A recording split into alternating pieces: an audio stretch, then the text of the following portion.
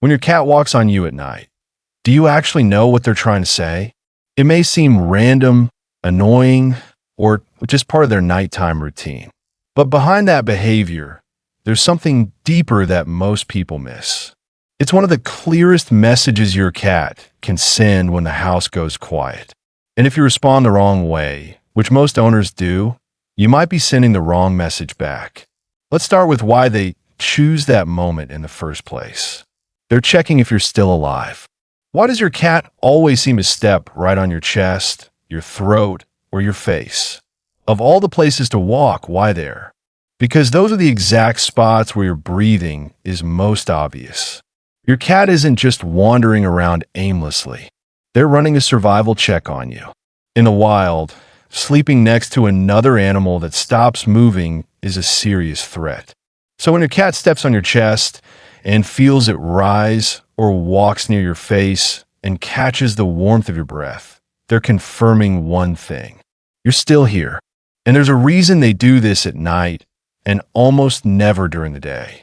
When the house goes dark, they lose the visual cues they normally rely on.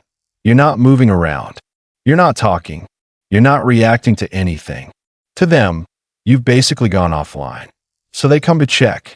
But here's the part that might surprise you. There's a much deeper reason your cat keeps choosing you as their landing spot at 3 a.m. And it goes all the way back to when they were a kitten. I'll get to that one last, because honestly, it changes the way you see every single nighttime visit. They're secretly marking you as theirs. Ever wonder why your cat doesn't just sit next to you at night? Why do they have to physically walk across your body like you're some kind of sidewalk? Here's what's actually happening. Your cat has scent glands in their paw pads. Every single step they take on your skin, your clothes, your blanket, they're leaving behind a chemical signature that's invisible to you, but screams ownership to any other animal in the house. And this isn't random affection. This is biology doing its thing. Think of it like this. During the day, you shower, you go outside, you touch other things, other people, maybe even other animals. By the time you get into bed, your cat's scent from the night before has basically been erased. So every night, they reset it. They walk across you, press their paws into you, and essentially say, "This one's mine," all over again. Researchers at the University of Lincoln found that cats who live in multi-pet households do this significantly more than single-pet cats, because when there's competition, marking becomes urgent. So next time your cat paces across your chest at 2 a.m., just know they're not being annoying. They're renewing the lease.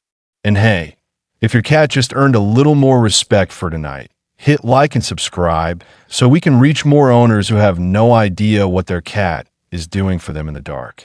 They heard something you completely missed. Have you ever been dead asleep and suddenly your cat just stands up on your chest out of nowhere? No warning, no build up, just paws on you and wide eyes, staring at the door like something's about to walk in. That's not paranoia. That's your cat reacting to something real. Cats can hear frequencies up to 64,000 hertz. Humans tap out at around 20,000. That means your cat is picking up on sounds that literally don't exist in your world. A pipe shifting behind the wall. A raccoon stepping through the yard 2 rooms away. The fridge compressor clicking on in the kitchen. You slept through all of it. Your cat didn't. And here's what makes this interesting. When they hear something, they don't just freeze and listen. They go to the safest elevated surface in the room. And at night, that surface is you. You're the highest, warmest, most familiar thing around. So when something catches their ear, their instinct isn't to run and hide. It's to climb on top of you and assess the situation from there. A study published in the journal Animal Cognition found that cats can distinguish between familiar and unfamiliar sounds. Even while in a resting state, they're never fully off. Even when they look completely passed out next to you, part of their brain is still scanning. Your body is their personal heater. Why does your cat always end up on the warmest part of your body? Not next to you, not near you, directly on top of you, in the exact spot where the most heat is coming off. This one's pure biology. A cat's resting body temperature sits between 38 and 39 degrees Celsius, which is a couple of degrees higher than yours. That means they burn through body heat faster, especially at night when the house cools down and there's no sunlight to soak up. So they go looking for the next best thing. And that next best thing is you. But here's what most people don't realize. They're not just plopping down anywhere. They're actually scanning for the hot spot. That's why you'll feel them walk slowly across your legs, pause on your stomach, shift to your chest, and then finally settle. That whole routine that feels random, it's a thermal map. They're stepping across different zones of your body, comparing temperatures through the pads of their paws until they land on the warmest spot. And this is also why cats tend to favor your chest or your lap over your legs or feet. Your core generates the most heat, and your cat figured that out a long time ago. You'll also notice this behavior gets worse in winter.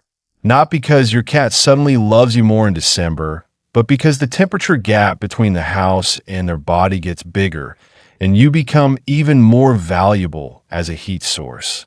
They're trying to get you up on purpose. Ever notice how sometimes your cat doesn't just walk on you and settle down? They walk on you, then sit on your face, then purr directly into your ear, then bat at your hand until you physically cannot ignore them anymore. That's not affection. That's a campaign. Cats are crepuscular, which means their bodies are wired to be most active at dawn and dusk. So while you're deep in your best sleep around 5 a.m., your cat is entering their biological prime time. They're alert, they're energized, and they've got an agenda. And that agenda usually falls into one of two categories. The first one is food. Cats have incredibly accurate internal clocks. If you feed them around the same time every morning, they don't need an alarm. Their body tells them when breakfast is close, and they will start the campaign early just to make sure you don't forget. A study from the University of Zurich found that cats can anticipate feeding times with shocking accuracy, sometimes down to a 15-minute window. So when your cat starts walking on you at 5:45 and breakfast is usually at 6 o'clock, that's not a coincidence. That's planning. The second one is boredom. If your cat hasn't burned off enough energy during the day, all that leftover fuel kicks in right around the time you're trying to rest. So they do what any smart, understimulated animal would do. They go bother the one creature in the house that can fix the problem. And here's the thing most people get wrong. If you get up and feed them or play with them every time they do this, you're not solving the problem. You're training them to do it more. They learn very quickly that walking on your face at 5 a.m. gets results. And once that connection clicks, good luck unclicking it. They're needing because you feel like mom. Remember in the beginning when I said there's a deeper reason your cat keeps choosing you as their landing spot at 3 a.m.? Something that goes all the way back to when they were a kitten? This is that moment. If your cat walks on you and then starts doing that slow, rhythmic push with their paws, pressing in and out like they're working dough, that behavior has a name. Cat owners call it making biscuits. But what it actually is might be the most emotionally powerful thing your cat ever does around you. When kittens are born, they knead against their mother's belly to stimulate milk flow. It's one of the very first things they ever learn to do. That behavior doesn't go away. It stays with them their entire life. So when your adult cat climbs on top of you in the middle of the night and starts kneading your chest or your stomach, their brain is replaying the closest thing they have to a childhood memory. And the reason they're doing it on you is because in that moment, your warmth, your breathing, your heartbeat, it all feels like the safest place they've ever known. You feel like mom.